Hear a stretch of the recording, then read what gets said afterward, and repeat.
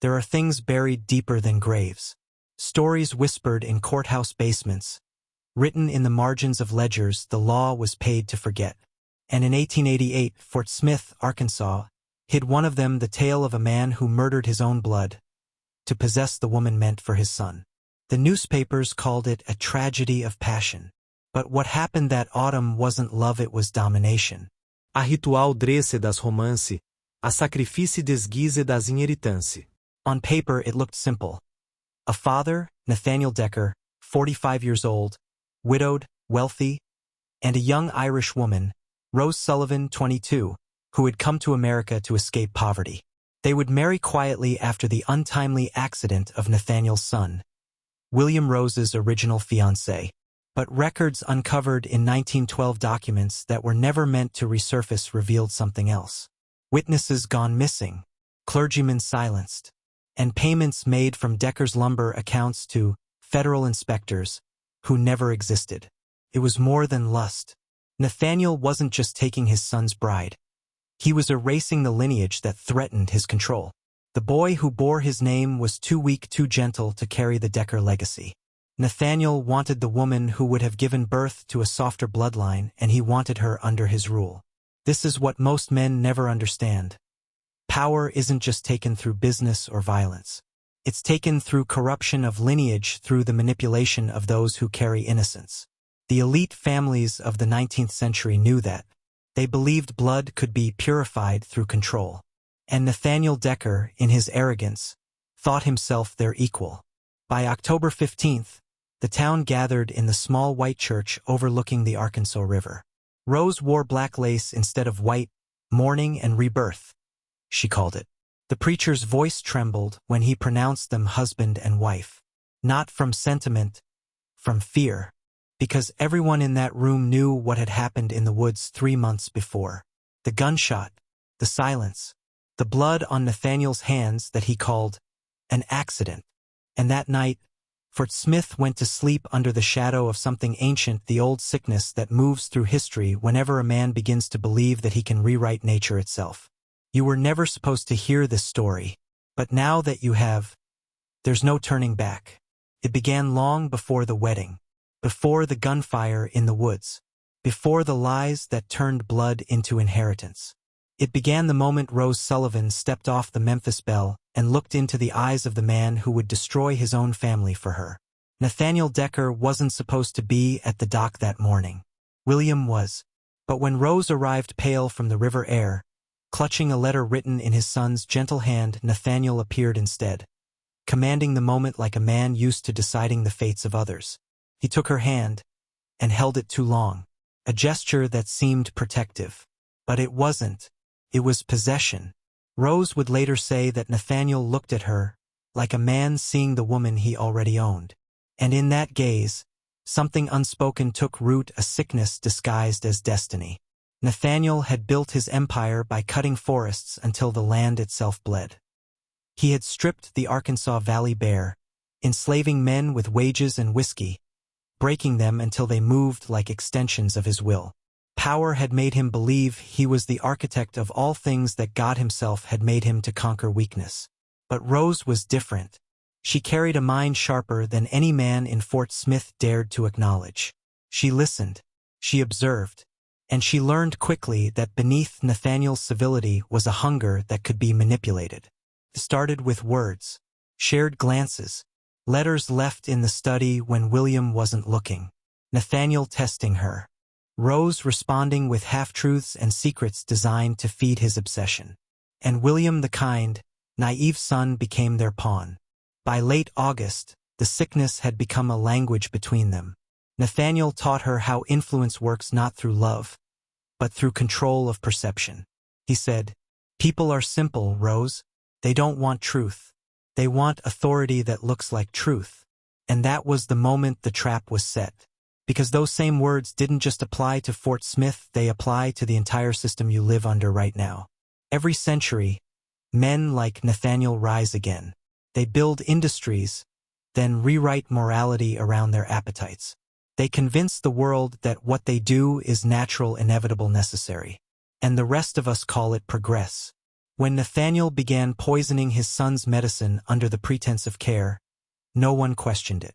When William grew weaker each week, everyone whispered of inheritance and fate, because that's what the powerful do best, they make their corruption look divine. Rose learned, and she would use that same power against him.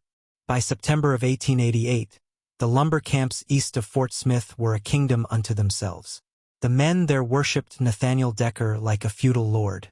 His name could buy silence, loyalty, even death. And inside that empire of sawdust and smoke, a single plan was forming, elegant in its cruelty, certain in its outcome. William had grown frail. His cough deepened. His gait faltered. His medicine bottles, labeled by Nathaniel's own physician, were filled with subtle bitterness. But the son trusted his father's hands, even as those same hands signed away the life he was losing drop by drop. Rose watched. Each night, she sat beside William's bed, her face illuminated by the lamplight, reading softly from the Psalms, her eyes flicking toward the doorway, where Nathaniel would stand, silent, admiring his own creation. And in that silence, an understanding passed between them. She was his accomplice now. The first attempt came on a hunting trip late September. Nathaniel and William rode into the Ozark foothills to scout timberland.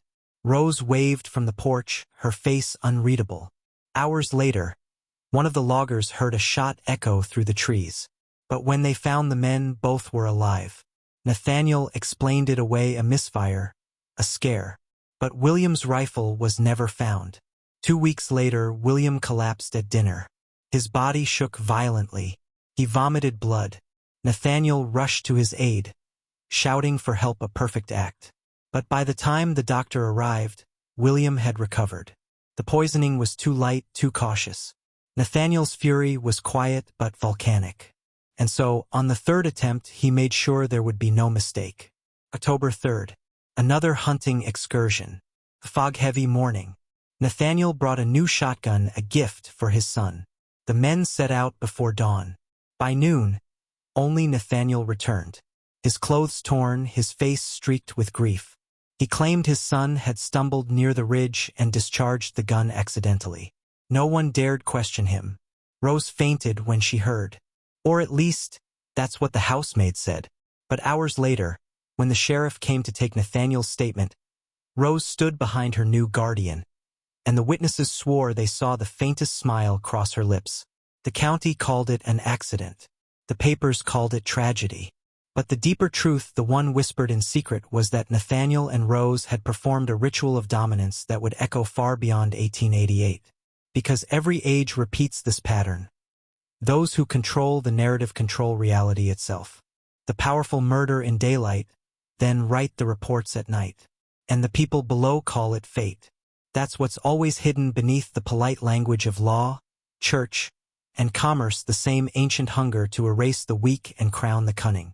And by the time Rose stood beside Nathaniel at the altar, dressed in mourning lace, the town didn't see a widow or a bride. They saw something older. They saw power smiling back at them. On October 15, 1888, the bells of St. Mary's tolled across the Arkansas River. The church stood half in light, half in shadow, and the people came drawn not by faith, but by curiosity. They came to see the wedding that should never have been. Rose Sullivan entered in black lace, not white. Her veil shimmered like oil over water. Nathaniel Decker stood waiting, his expression carved from stone. The preacher's hands trembled as he opened the Bible. He knew. Everyone did. But fear had made Fort Smith obedient. When the vows were spoken, something unholy passed between them, not love, not lust, but possession. The union was not a bond of souls. It was a conquest disguised as matrimony. Witnesses swore that as Nathaniel placed the ring on Rose's hand, she looked up, directly into his eyes, and whispered something too quiet for anyone else to hear. Whatever she said made the older man flinch. Later, Rose would say that was the moment she became something else, something awake. In the months that followed, the Decker estate transformed into a fortress. Nathaniel grew paranoid, keeping servants from entering certain rooms. He held meetings in locked studies, burned ledgers, and sent riders to nearby towns with sealed envelopes addressed to Washington. letters no one ever saw again. He believed he had triumphed, that by remarrying, by burying his son's memory beneath social propriety, he had rewritten destiny itself. But Rose understood the deeper truth. Nathaniel hadn't won anything. He had chained himself to the very corruption he thought he commanded. Power doesn't belong to those who grasp it, it belongs to those who understand its cost. And Rose was learning to count. Her obedience became performance. She mirrored his mannerisms, learned his ledgers, memorized his contacts. At night, when he drank himself into muttering sleep, she unlocked his desk drawers and copied letters addressed to timber barons, judges, even a railroad magnate in St. Louis, men who owed Nathaniel favors bought with silence. Those documents revealed a network, a web of influence where justice was a transaction, morality a mask, and entire counties were traded like currency. The same machinery that still runs today, invisible, bureaucratic, polite. A control system powered not by force, but by narrative. The same kind of control that tells you which truths are too dark, which questions are conspiracies, which stories should be forgotten. And as Rose read those letters by candlelight, she realized something horrifying. The man who had murdered for her was not the architect. He was merely a servant of the larger machine. That's when the tables began to turn. Because while Nathaniel believed he had stolen his son's bride, Rose was preparing to steal something far greater, his empire. Revenge rarely begins with rage. It begins with understanding. And Rose Sullivan understood Nathaniel Decker better than anyone ever had. He believed he'd created her, refined her from poverty into power. But what he didn't see was that every lesson he'd taught her was a weapon sharpening in silence. By the winter of 1889, the Decker estate had grown quiet. The laughter of the sun was gone, replaced by the creak of floorboards and the whisper of wind through the bare trees. Nathaniel kept to his office, surrounded by maps and contracts. He spoke of expansion, of new rail lines, of men in Washington who owed him favors. But Rose had learned how those favors were earned through blackmail, through hidden payments, through the quiet disposal of anyone who stood in his way. Each night, she poured his whiskey, listened to his boasts, and waited. She began rewriting the letters he dictated. Just one word altered, one number changed until his own correspondence turned against him. His timber shipments vanished. His creditors circled. His name, once whispered with respect, began to rot in the mouths of bankers and lawyers. And when Nathaniel demanded answers, the same sheriff who once called him sir now spoke to him like a man already defeated. The empire he had murdered to protect was collapsing not from betrayal, but from within. That's what the system never tells you. Corruption doesn't die from exposure. It dies from infection. Once rot begins inside the structure, it consumes itself. Rose didn't confront Nathaniel immediately.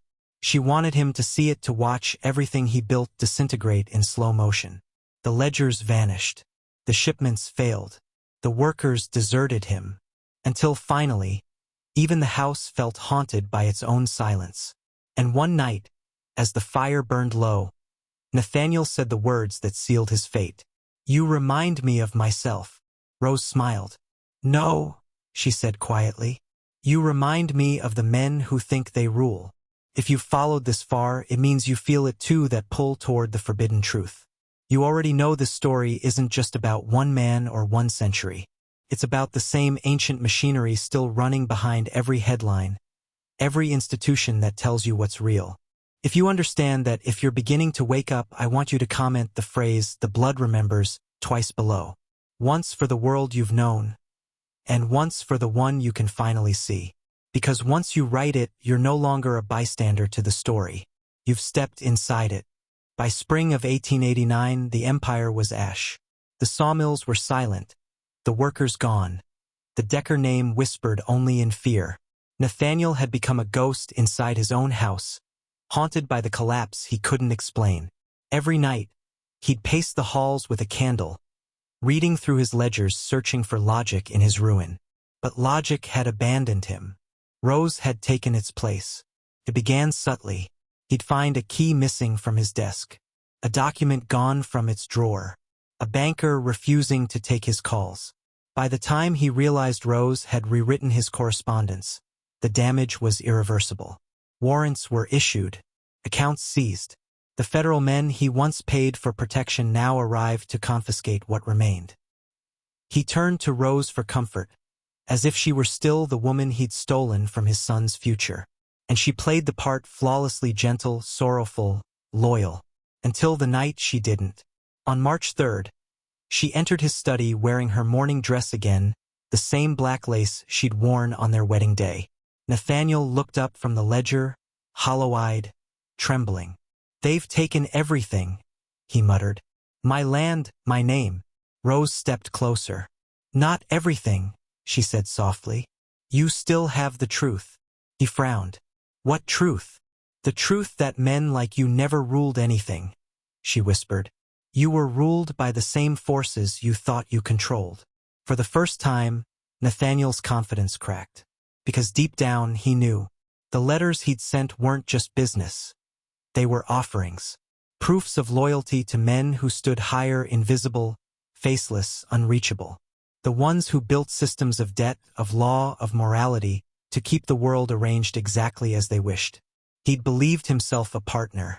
He was only a pawn. And in that moment, Rose did what every control generation must eventually do. She turned the mirror.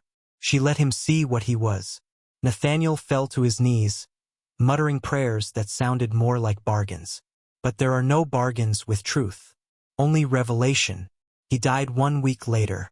The coroner called it heart failure. The sheriff called it justice.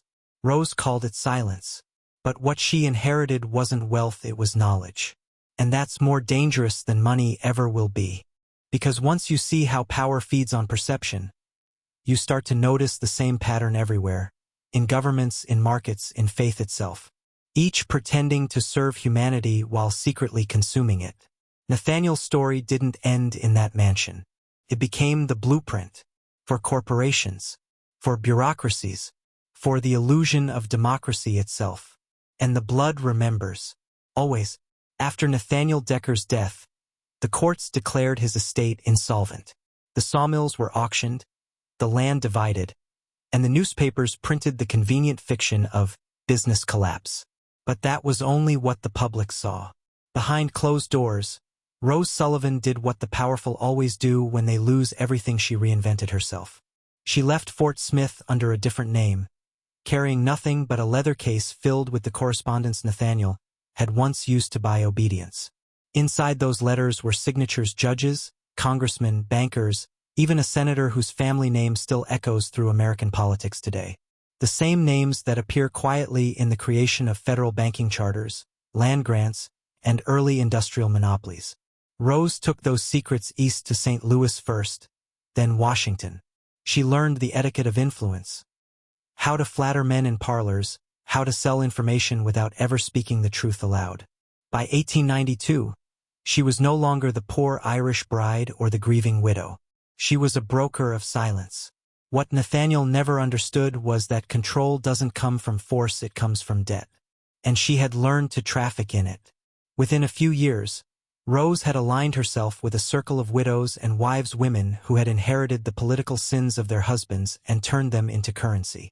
They met behind hotel doors and church charities, trading confessions for favors, favors for land, land for silence. The men in power thought they ruled the nation. But the true architects were the ones who understood where the bodies and the ledgers were buried. This is where the pattern begins to take its modern shape. The same control that killed William Decker and consumed his father was now taking root in America's institutions. The merging of morality and money, the rebranding of exploitation as progress, the transformation of confession into commerce. Rose had seen it firsthand how easy it was to turn guilt into obedience, and she learned to weaponize it. She became a shadow correspondent for men who couldn't afford the truth to surface, a ghostwriter of apologies and denials that kept reputations polished and fortunes intact. By 1896, she was known in certain circles as the widow's key, the woman who could unlock any door through discretion. She could erase names, alter timelines, bury evidence before it ever reached the law. But with every secret she sold, she carved herself further out of humanity. Because once you start dealing in truth as currency, you stop belonging to the world of the living. And that's how it works, even now. Every politician you trust, every institution you obey, every official version of history you accept, all of it born from that same transaction. Power traded for silence. Rose Sullivan didn't just survive the Decker curse. She institutionalized it.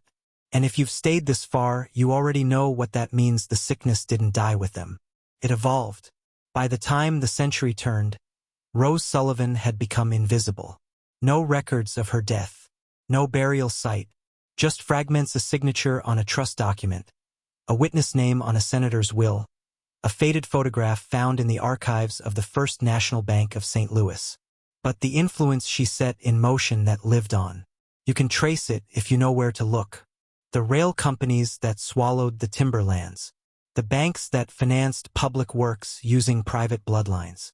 The same families Nathaniel once courted, now wearing new names: Harrington, Lodge, Kavanaugh, all building fortunes on the bones of forgotten men. And somewhere among their ledgers, you find the symbol she used as her signature. A small key crossed with a serpent. It appears again in 1907, stamped on correspondence between federal banking agents. Then again in 1913, hidden in the watermarks of the first Federal Reserve notes. Coincidence, they'll tell you. But men who build systems of control never leave symbols by accident. Rose had understood something that Nathaniel never could, that the real power isn't in land or money. It's in belief. Control the mind and you control the man. Make him doubt his instincts and you own his obedience. The world you live in today is still built on that exchange. Every advertisement, every news cycle, every doctrine whispered from a podium all trace their lineage back to that same philosophy. That perception is more valuable than truth. The same machinery that murdered William Decker now writes history books, drafts laws, and feeds you illusions dressed as progress. And the cycle continues because too many men choose comfort over confrontation, security over awareness. But you've heard the forbidden version now.